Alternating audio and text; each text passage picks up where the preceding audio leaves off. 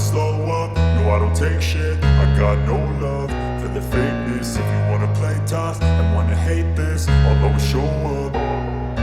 I don't ever slow up, no I don't take shit. I got no love for the fakeness. If you wanna play tough and wanna hate this, I'll always show up and make a statement. I don't ever slow up, no I don't take shit. I got no love for the fakeness. If you wanna play tough and wanna hate this, I'll always show up and make a statement. Everything I do so instinctive and so passionate. Every word I move so descriptive like an adjective. I got a vendetta against people who patented being negative when you should be getting after it. I got facts over tracks, this and that. Spitting slow, spitting fast, I could roast, I could gas. Think I'm okay at last, but I don't know if that can erase all the past. And the pettiness, a reflection of the emptiness. Hilarious, you think you're worth my time, you're delirious. Mysterious, because you hide behind a fake exterior. Inferior, you know I'll always be a bit superior. Get off of me, this ain't no humble brag. I want you to hear words, you can say them back. I want you to feel free from the chains at last, and to believe in what you got, it was built to last, yeah. Now that I've been put through hell, I never got anyone's help. I had to do it all myself.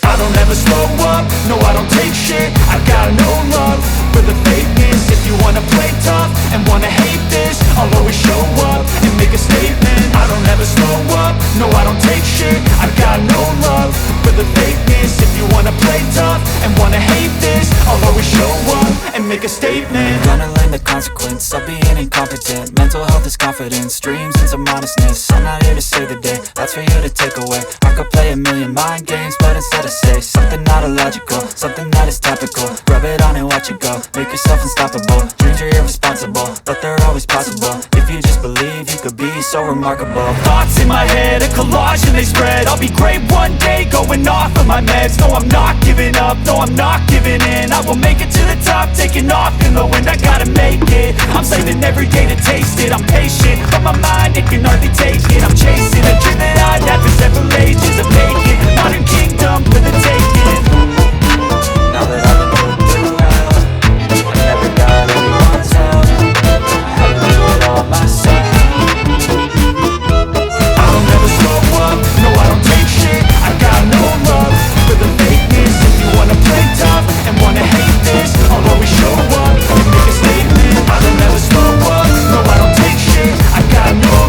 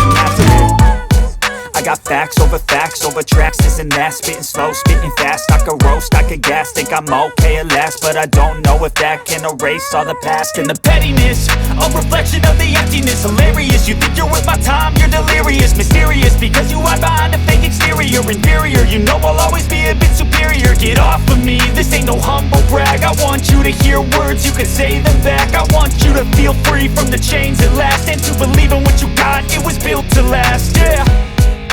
Now that I've been put through hell, I never got anyone's help. I had to do it all myself. I don't ever slow up, no I don't take shit. I got no love for the fakeness. If you wanna play tough and wanna hate this, I'll always show up and make a statement. I don't ever slow up, no I don't take shit. I got no love for the fakeness. If you wanna play tough and wanna hate this, I'll always show up and make a statement. Gonna learn the consequence of being incompetent. Mental health is confidence, dreams into modestness. I'm not here to save the day, that's for you to take away. I could play a million mind games, but instead I say something not illogical, something that is topical. Rub it on and watch it go, make yourself unstoppable. Dreams are irresponsible, but they're always possible. If you just believe, you could be so remarkable. Thoughts in my head, a collage and they spread. I'll be great one day, going off of my meds. No, I'm not giving up, no, I'm not giving in. I will make it to the top, taking off in the wind. I gotta make it, I'm saving every day to taste it. I'm patient, but my mind, it can hardly take it. I'm chasing a dream that I've had for several ages. A vacant, modern kingdom for the taking. Now that I've been put through hell, I never got anyone's help. I had to do it all myself.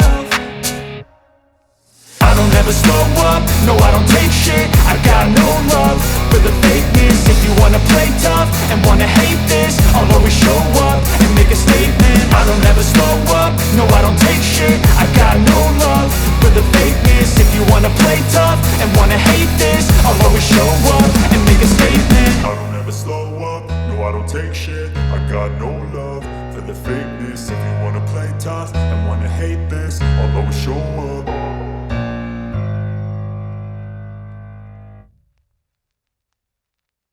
And he only received around a week's worth of instruction and excavation from Petrie before being left to the job, though the long walks he would take with Petrie across the Amarna plain would have given plenty of opportunity for Carter to learn from the great Egyptologist.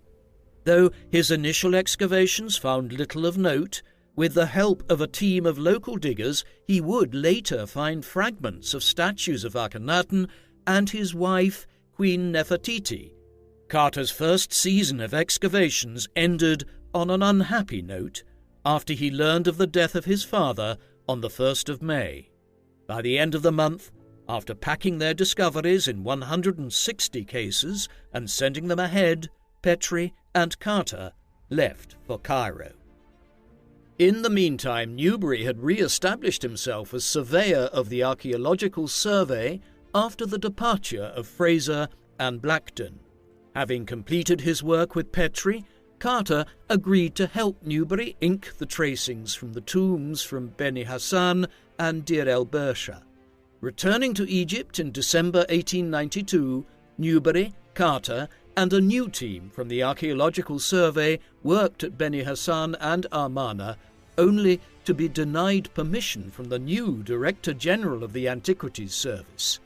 Carter was then ordered to Cairo by the Egypt Exploration Fund to help document fragile papyri from a site on the Nile Delta discovered by Edouard Naville the previous year.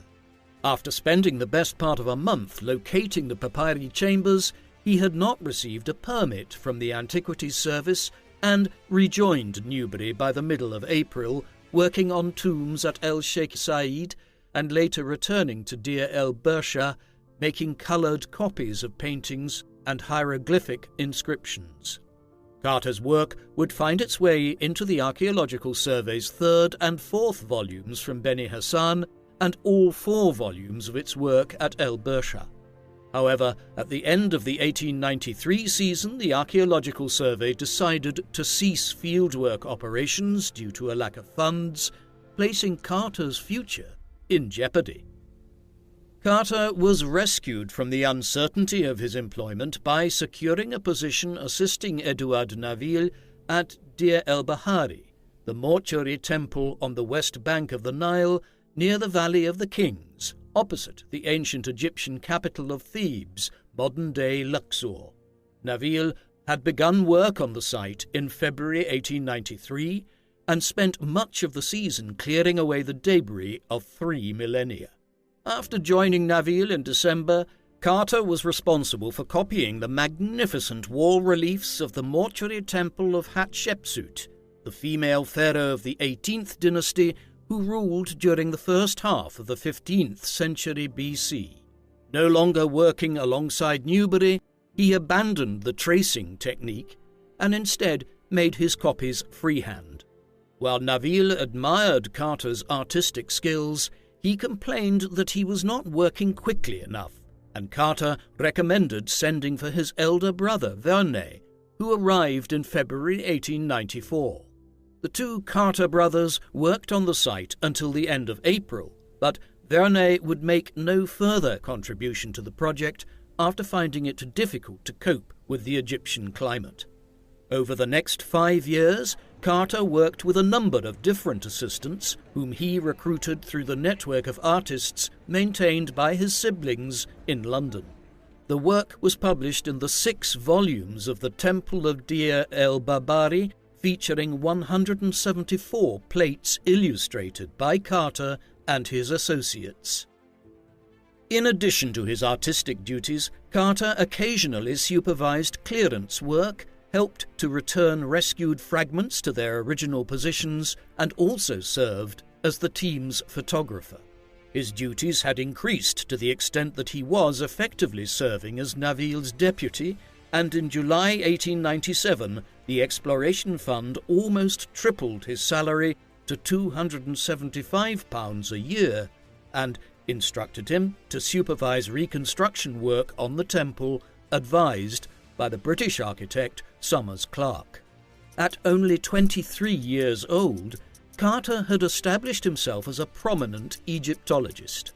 Back in early 1895, he had met the Amhersts on their extended tour of Egypt, and he would meet many more visitors from England who would occasionally commission paintings from him. Carter's abilities were not only recognized by the British, but also the French and Egyptians, and in late 1899 he was appointed one of 2 chief inspectors of antiquities at the Egyptian Antiquities Service. The Egyptian Antiquities Service had been founded in 1859 to take responsibility for the monuments and artifacts that were being unearthed all over the country by Egyptian and European archaeologists in the 19th century. Its founder was the Frenchman Auguste Mariette, and until 1952, all his successors as Director General were Frenchmen. In the summer of 1899, Gaston Maspero began a second stint as Director General, a development which pleased British Egyptologists as, during his first term, Maspero had been more willing than his predecessors to grant permits and licenses. In October, the service decided to appoint 2 European chief inspectors, one based in Cairo, responsible for Lower Egypt down to the Nile Delta, and the other based in Luxor, responsible for Upper Egypt up to the border with Sudan. Carter was given the latter post, owing his appointment to the recommendation of Maspero's good friend Edouard Naville. Maspero was impressed with Carter after their first meeting at Luxor at the end of December 1899, and although Carter lacked academic training, he more than compensated with his practical abilities as an artist and excavator, as well as his command of Arabic and his ability to get on well with the local population living near the archaeological sites. Carter's first task as chief inspector was to install iron gates to protect the royal tombs at the Theban necropolis from tomb robbers and visitors. He would frequently take European visitors to the tombs and monuments, and on occasion persuaded them to give donations to help cover the costs of his work. Although many of the royal tombs had been exploited by tomb robbers and treasure hunters over several millennia, much remained undiscovered in the area around Luxor, which proved a tempting target for archaeologists and thieves alike. Carter's duties as inspector therefore involved tracking down stolen items and apprehending thieves whenever possible. Many such artifacts would be brought to unscrupulous antique dealers, who would then sell them on to unsuspecting wealthy European visitors. Though Carter intercepted many suspected stolen objects in his investigations, he allowed their purchasers to keep them. Some stolen items would eventually make their way to the Cairo Museum after being purchased from dealers using Egyptian state funds. The Antiquities Service was responsible for building up the collection of the Cairo Museum and typically demanded a 50% share of the finds from each dig, with the other half going to the excavator and, eventually, into the collections of their private financial sponsors or those of public museums. Carter had a part to play in the division of these discoveries and used his influence to ensure that certain items from excavations led by Newbery would find their way to the Amhersts. In June 1903, Carter was also accused by a Dutch antiquities dealer of turning a blind eye to tomb robbers whose loot would eventually be purchased by the British Museum. But with over 500 miles under his jurisdiction, he could not be expected to be everywhere at once. During his 4 years in Luxor, Carter worked on the great temple of Ramesses II at Abu Simbel, shoring up one of the giant statues which tourists were accustomed to climbing on for photographs. At Abu Simbel, as at several tombs in the Valley of the Kings, Carter installed electric lighting, which not only improved the visitor experience but caused less damage to the paintings and reliefs compared to the candles and torches visitors were accustomed to using. As chief inspector, Carter was also responsible for supervising all the excavations taking place within Upper Egypt, and he took a particular interest in the excavation led by Lady Mary Cecil, the eldest daughter of William and Margaret Amherst, who would succeed to the title of Lady Amherst after her father's death in 1909. In 1901, Cecil had received permission from Carter to carry out excavations of important tombs near Aswan, and both Carter and Maspero were impressed at Lady Cecil's diligent documenting and reporting of her discoveries. In 1904, the Egyptians working for Lady Cecil uncovered several rare pieces of papyri in the Aramaic script dating from the Persian rule over Egypt in the 5th century BC. Carter took photographs of the papyri, which were intended for Didlington Hall, but went instead to the Cairo Museum. Despite his numerous duties as inspector, Carter also obtained permission from Maspero to carry out his own excavations. It was the dream of all archaeologists working in Egypt to discover a fully intact royal tomb that had been undisturbed for thousands of years. Back in late 1898, while he was working at Deir el-Bahari, Carter's horse stumbled and fell after coming across a hole, which Carter suspected was the entrance to a tomb. In January 1900, almost as soon as he had begun working for the Antiquities Service, Carter began excavating what turned out to be a sloping shaft, 150 meters in length, leading to a burial chamber. The work was not completed until the end of the year, and Carter was bitterly disappointed to find that the chamber was largely empty, though his team did find a large sandstone statue of a king seated on his throne. Carter established that the tomb had been built for King Mentuhotep II from the 21st century BC. The same king was responsible for a vast mortuary temple at Deir el-Bahari, directly beneath that of Hatshepsut's, and the structure that Carter discovered may have been a decoy or dummy tomb. Carter continued excavations in the Valley of the Kings, financed by the American businessman Theodore Davis, and in early 1903 he discovered his first royal tomb, that of Thutmose IV of the 18th dynasty, where they found an empty sarcophagus and part of a war chariot.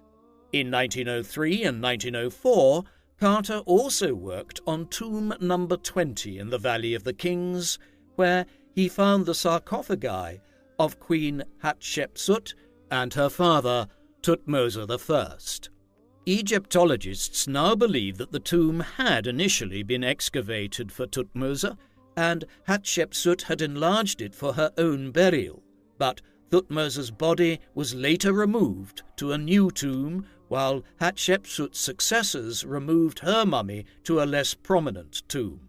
Indeed, Carter had also discovered a new tomb designated number 60, where 2 female mummies were found. Though Carter did not consider it worthwhile carrying out further work on this smaller tomb, one of the mummies has been identified as Hatshepsut's wet nurse, and the other, which was tested by the Egyptian Museum of Antiquities in 2007, is believed to be the Queen herself. After 5 years in Luxor, in September 1904, Carter became Chief Inspector of Lower Egypt, based in Cairo, in a job swap with James Quibell. Within a few months of starting his new position, Carter was involved in the so-called Saqqara affair on the 8th of January. A group of French tourists visiting the necropolis at Saqqara near Giza were involved in a dispute with Egyptian staff working for the Antiquities Service over the provision of candles for the tombs. The Egyptians refused to give a refund to the French party, who responded by beating some of the staff. By the time Carter arrived, the dispute was still underway, and he gathered a small group of men to reinforce his guards. A violent fight broke out between the two groups, and a number of men were injured from both parties. The French reported the incident to the police, blaming Carter for ordering the Egyptians to beat them up, while Carter complained about the destruction of Egyptian government property. A formal commission of inquiry at the end of January found in Carter's favour, but this would not be the end of the matter, as the affair heightened the tensions between the British and French communities in Egypt. The French resented the British for exercising de facto political control over the Egyptian government, while the British resented the French for their preferential position on cultural matters. Despite efforts by Maspero and the British Consul General Lord Cromer to effect a compromise by asking Carter to express his regrets about the incident to the French Consul General, Carter stubbornly defended his position and threatened to resign from the Antiquities Service if the Frenchmen were not punished.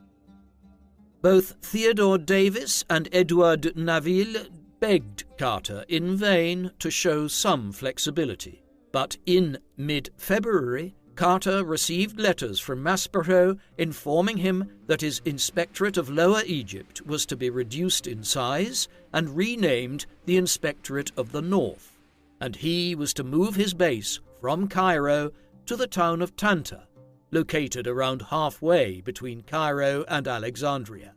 Though Maspero was desperate to retain Carter's services, he approved his request for a 3-month leave beginning a week after his arrival at Tanta on the 13th of March. After a month and a half in England, Carter returned to Egypt in May to carry out his duties as Inspector of the North, choosing to base himself in Cairo while living quarters could be prepared for him in Tanta. He made the move in July, but his new surroundings were a far cry from what he had been used to during his 5 years at Luxor, where he was surrounded by grand monuments. By the end of October, he was unhappy with his living arrangements at Tanta and resigned his inspectorate, placing his future career in Egypt in serious doubt. After resigning from the Antiquities Service, Carter decided that he would return to painting. Throughout his work in Egypt and despite his onerous duties, Carter had earned some extra income on the side by carrying out commissions for foreign visitors. For the next 3 years, Carter returned to Luxor, and his former collaborator Theodore Davis employed him to make drawings and paintings of the artifacts uncovered in his excavations, while ensuring that he had a steady stream of commissions from tourists. Carter's career remained precarious and uncertain, and in the summer of 1907 he spent an extended period back in England. His patrons, the Amhersts, were experiencing financial difficulties and were forced to sell Didlington Hall. The death of Lord Amherst in 1909 created further distance with the family, though Carter was involved in deciding the fate of Amherst's Egyptian collection. Carter would soon gain a new patron in the form of the Earl of Carnarvon, whose country estate of Highclere Castle is best known as the filming location of Downton Abbey. Lord and Lady Carnarvon made their first visit to Egypt in 1905, and in 1907 the aristocrat obtained permission to excavate near Thebes with little success. The chief inspector for Upper Egypt, Arthur Weigel, was uncomfortable with the idea of aristocratic amateurs such as Carnarvon working with minimal supervision, and in 1908 wrote to Maspero requesting new supervisory arrangements. Maspero responded by recommending Carter's services to Carnarvon, resulting in the start of a fruitful partnership after Carter joined Carnarvon in 1909. The two men worked on an unpromising sector of the necropolis in front of Hatshepsut's temple, but Carter and Carnarvon established strict protocols over the excavations to protect any discoveries. Carter's arrival had a recognizable impact on the quality of the excavations and how they were documented and reported. For the next 3 years, Carter and Carnarvon continued their work in Thebes. Their discoveries included the remains of temples from the reigns of Hatshepsut and the king Ramesses IV from the 12th century BC. Though many sites in the area had already been destroyed by tomb robbers and white ants, their work on the tombs of royal officials uncovered plenty of painted coffins, small statues, furniture, jewellery, and cosmetic equipment. After the 1911 season, Carter helped Carnarvon prepare the report for his finds to date in the publication 5 Years' Explorations at Thebes, giving the impression that Carter had worked with Carnarvon since 1907. Though Carnarvon had not begun his excavations with the intention to build a collection for himself, he developed an interest over time, and Carter was more than happy to assist him by using his networks of antiques dealers in Luxor to supply Carnarvon with ancient artifacts for his own collection. Carter's practice of acting as an agent for private clients was not illegal at the time, and antiquities dealers were licensed and registered by the Antiquities Service, even if enforcement of regulations was limited, and the Cairo Museum rarely exercised its power to confiscate items suspected of being stolen from excavation sites. Carter applied to the museum for licenses to export the items intended for Carnarvon's collection, chiefly sculptures and jewellery made of gemstones and precious metals. Most of these items ended up at Highclere Castle, though others would go to the British Museum in London and the Metropolitan Museum of Art in New York. Maintaining his reputation for propriety and professionalism, Arthur Weigel disapproved of Carter's role in the antiquities trade, contributing to a strained relationship between Carter and the chief inspector. In 1912, Carnarvon and Carter obtained a second concession to dig at a site in the delta identified as the city of Zeus, an ancient provincial capital known as Sakha in Arabic, though the finds were poorly documented and considered unsuccessful. The following year, Carter carried out an exploratory dig at Tel el Balamun near the sea, where he managed to establish the ancient town's geography and found a large collection of silver jewellery. In the meantime, Carnarvon had relinquished the concession in Thebes, hoping to obtain the one for the Valley of the Kings. Theodore Davis held the permit since 1905, and after discovering 9 royal tombs in as many years, believed that no more discoveries of note were to be made. Carter and Carnarvon signalled to Maspero that they wished to obtain Davis's concession, and after the 77-year-old American gave it up in the spring of 1914, Carnarvon was granted the concession. At around this time, the 68-year-old Gaston Maspero resigned as Director General of the Antiquities Service due to ill health and was succeeded by Pierre Lecoux, the director of the French Institute in Cairo. In early 1911, Carter had moved into a new house next to the entrance of the Valley of the Kings, anticipating that he would be given the opportunity to carry out further excavations there. Carter's first task was to carry out further work at a tomb suspected to be that of King Amenhotep I, the 18th dynasty pharaoh from the early 16th century BC. A couple of years earlier, Carter had been led to the site by a local acquaintance who sold him some artifacts with the name of Amenhotep and his mother, Queen Amosa Nefertari, inscribed on them. Though he found very little in the tomb, in the spring of 1914 he cleared the debris, finding very little to definitely identify the tomb. This was the last piece of work Carter and Carnarvon carried out before the outbreak of the First World War in Europe in August 1914. With the war expected to be over by Christmas, Carter returned to Egypt that autumn for the new season, which started in February 1915, with the clearance of the tomb of King Amenhotep III, who ruled Egypt for most of the first half of the 14th century BC.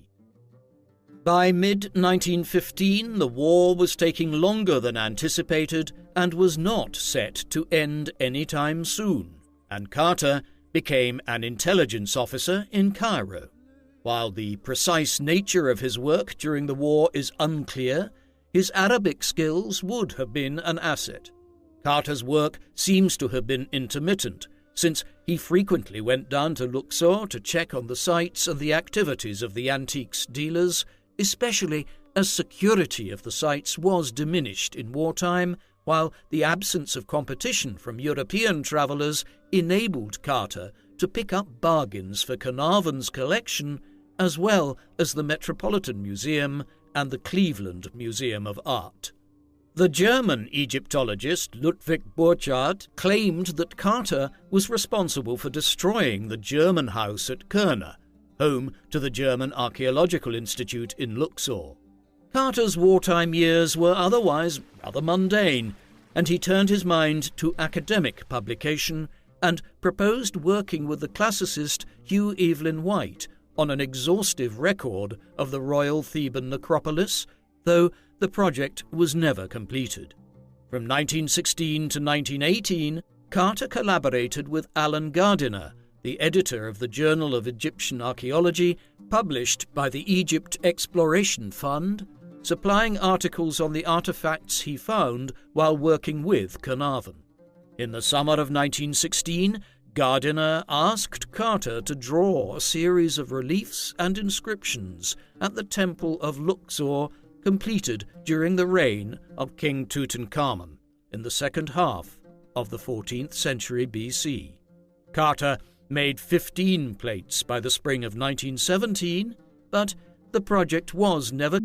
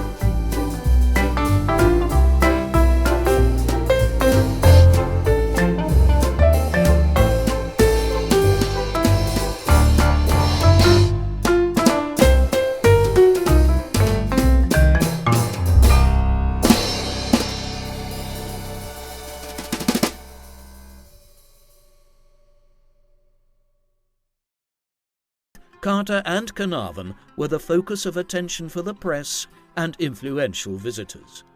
Having worked on the site for 4 months, at the end of February, an exhausted Carter and the team took a short break from work, filling in the tomb and shutting the laboratory at Setos's tomb. The pause in work may also have been prompted by the tensions between Carter and Carnarvon, which could have been exacerbated by rumours of an affair between Carter and Carnarvon's daughter, Lady Evelyn. By the end of February, the two men were reconciled, and the work on Tutankhamun's tomb could continue.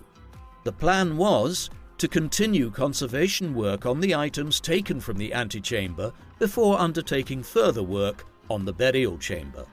Carter had established a meticulous, albeit complicated, system of documenting all the finds, featuring record cards, photographs by Burton, and additional notes from Mace and Lucas, all of which were intended for publication in a scholarly report.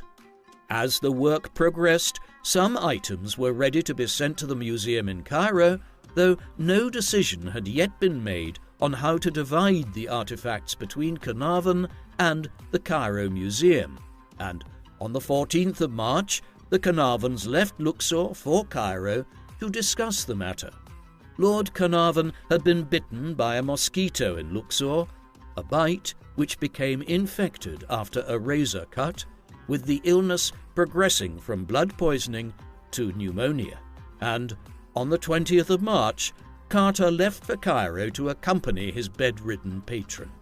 Carter remained in Cairo following the arrival of Lady Carnarvon on the 26th and was present when Carnarvon died on the 5th of April 1923. Carter had not only lost a patron, but a friend, though Carnarvon's widow Lady Almina would retain her late husband's permit, allowing work on Tutankhamun's tomb to carry on. Carter returned to Thebes to supervise the necessary security arrangements to close the excavation season, leaving Luxor on the 19th of May. On his return to England on the 30th of May, he met Lady Carnarvon and her daughter and discussed with them the fate of Carnarvon's Egyptian collection, as well as general matters concerning the late lord's estate. Carter had become an international celebrity and was invited to deliver lectures about his discovery at academic and scientific institutions in Europe and the United States. His lack of experience initially prompted him to decline many such invitations, but he delivered his first lecture in September at the Royal Scottish Geographical Society in Edinburgh, while a series of 3 further lectures were given in London later that month. The lectures were generally well received, and Carter was encouraged to arrange a lecture tour in the United States for the following year. He also spent much of the summer working with Mace on the publication of the first volume of his account of the discovery of Tutankhamun's tomb, intended for a popular audience. Carter returned to Egypt in October 1923, hoping to continue work on the tomb based on an agreement signed by Lady Carnarvon and the Antiquities Service, which restricted Carter's work to the tomb itself, with responsibility for the rest of the valley reverting back to the government. However, he would soon find his work for the season disrupted by a dispute with the Egyptian authorities. The difficulties had arisen after political developments in Egypt, where Sultan Ahmed Fuad had been proclaimed King Fuad I in March 1922, while a new constitution was adopted the following April with universal male suffrage. Though Lord Allenby retained considerable control over the country as British High Commissioner, it was widely expected that nationalist politicians would take charge in the 1924 elections. In late October, before getting the opportunity to reopen the tomb, Carter was already facing difficulties from the press. Earlier in October, he agreed with the Antiquities Service that Arthur Merton, formerly of the Times but now on Carter's staff, would give a daily press briefing in the evening to the Times and one to the Egyptian press the following morning, in order to ensure that news arrived in London and Cairo at the same time, an arrangement which was protested by the rest of the international press. A further dispute with the Antiquities Service over the extent of government supervision delayed the resumption of work until mid-November, but a disagreement about visitor numbers prompted Carter to threaten to withdraw his team from the tomb. Carter stubbornly resisted a demand from the Antiquities Service to provide a full list of staff working on the tomb, recognizing that Arthur Merton was the intended target. With much of his time taken up by such disputes, it was only on the 21st of December that Carter and his team started dismantling the shrines enclosing the sarcophagus in the burial chamber. On the 3rd of January, the quartzite sarcophagus was uncovered, but the Antiquities Service complained that a Times journalist had visited the tomb without permission, and no Egyptian inspector was present at the opening. These issues delayed the official opening of the sarcophagus to the 12th of February 1924, in the presence of Egyptian government ministers and other dignitaries. After removing the granite lid of the sarcophagus, Carter and Mace unravelled the linen shrouds covering the coffin until a full-length image of King Tutankhamun was revealed, to the delight and wonderment of those present. Within less than 24 hours of the opening of the sarcophagus, work ground to a halt after Carter was informed by Muhammad Pasha Zaghloul, the Under-Secretary of State in the Ministry of Public Works in charge of the Antiquities Service, that a planned viewing on the 13th of February for the wives of dignitaries was banned by the minister. At noon on the 13th, a furious Carter announced that the tomb was to be closed to visitors with no further work carried out. Though Lacau regretted the decision in private, he made no effort to persuade the ministry to change its mind and defended the Egyptian state. In a mirror image of the Saqqara affair, Carter was now defending the interests of foreign visitors against the Antiquities Service. Carter exhibited a similar level of stubbornness as he had 2 decades earlier by suing the service for his right to work on conditions granted by Lord Carnarvon's initial concession. He could count on the support of several prominent friends and collaborators in this endeavour, including Alan Gardiner and Percy Newbery. During this latest impasse, Arthur Callender and Arthur Mace would leave Carter's team, and on the 20th of February, the Ministry of Public Works cancelled Lady Carnarvon's permit and instructed Lacau to reopen the tomb. Carter responded by initiating a second lawsuit, and the matter remained unresolved when he left Egypt on the 21st of March in advance of his American lecture tour. On the 12th of April, Carter left Southampton for New York, where he received an enthusiastic public reception and remained the focus of considerable press attention throughout his time in North America. On the 23rd of April, he began his series of public lectures at Carnegie Hall, where he would speak about the discovery of the tomb as well as the finds uncovered during the recently curtailed season. After New York, he traveled to Philadelphia, New Haven, Washington, and Baltimore, and on the 8th of May, he was invited to the White House for a detailed discussion with President Calvin Coolidge. Carter was invited to give a private talk the following day to the president and a small number of guests, but a family bereavement prevented the Coolidges from attending. After brief stops in Boston and Hartford, Connecticut, Carter headed to the Midwest in mid-May, and by the 20th he was in Chicago.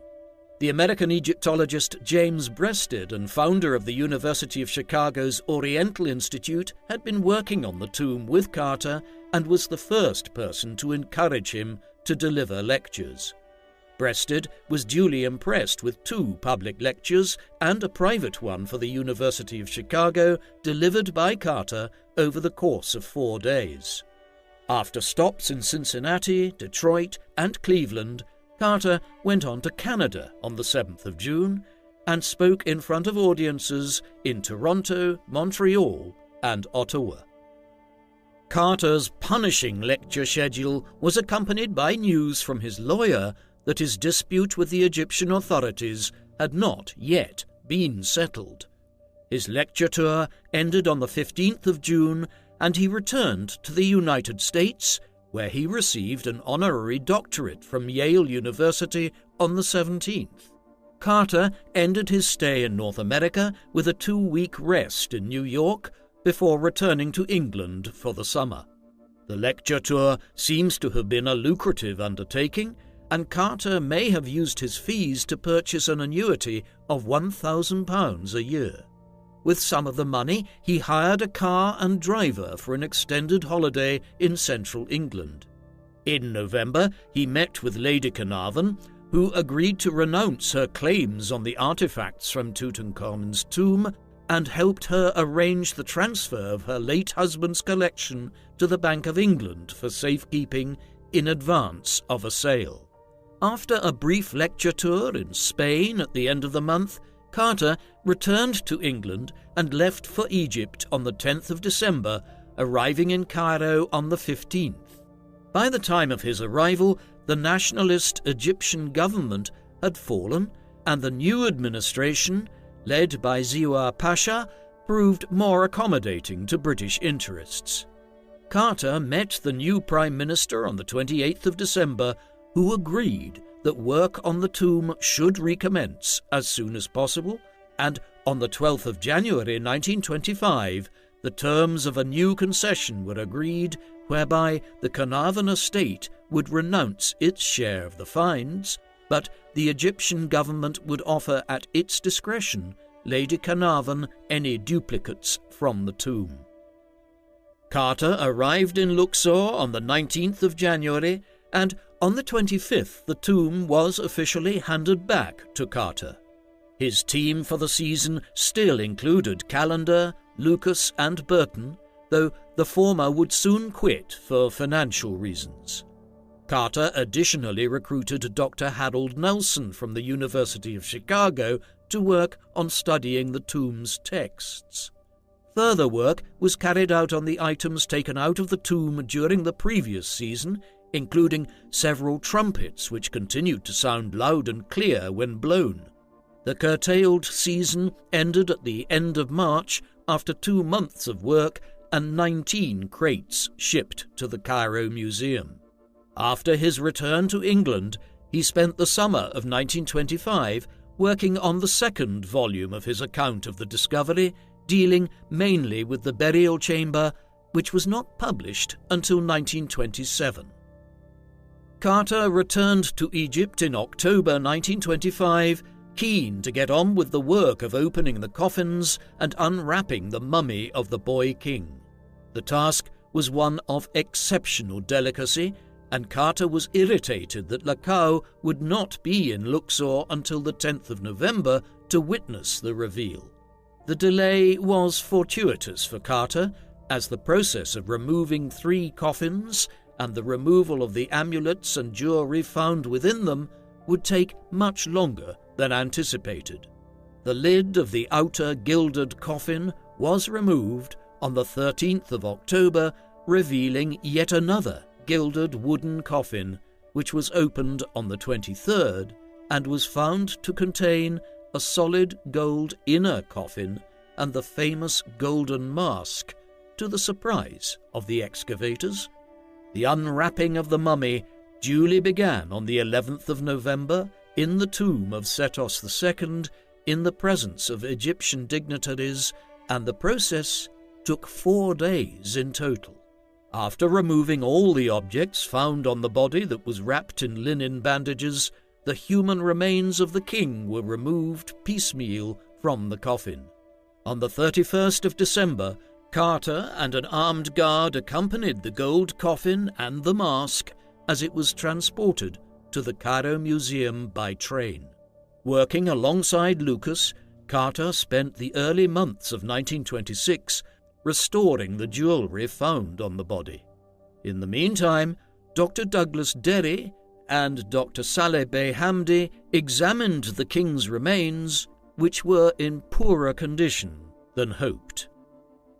Carter left Egypt and returned to England in May, where, in August, he helped to arrange the sale of the Carnarvon collection to the Metropolitan Museum in New York, whose team in Egypt had helped Carter considerably in the work on Tutankhamun's tomb. By September, he was back in Egypt, operating on the basis that he would have 3 months of uninterrupted work before the beginning of the tourist season in December. On the 23rd of October, Carter and Lucas placed the body of the king back into the gilded coffin and returned it to the burial chamber. The following day, Carter turned his attention to the small room next to the burial chamber, which he called the treasury. In addition to the large statue of the jackal